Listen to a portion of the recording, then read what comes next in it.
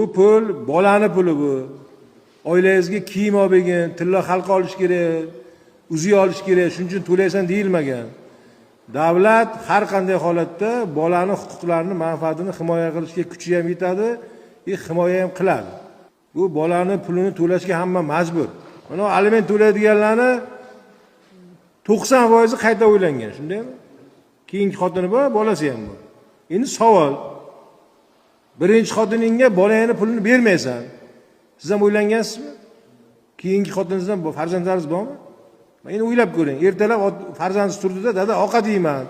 Bugun maktabga tufli olib bergin, kitob olib bergin" desa, "Pulim yo'q" deysizmi?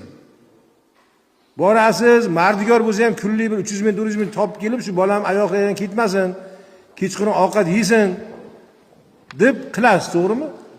Tasavvur qilib ko'ringlar endi. Ajralib ketgan oilang bilan, xo'p, mayli, oilada bo'ladi, oilang bilan kelishmabsan, xotining bilan ajralishibsan. Undagi bola ham o'sha bola-ku. Bo'ldi, ajralaman, xotinim boqadi deyish qaysi vijdonga to'g'ri?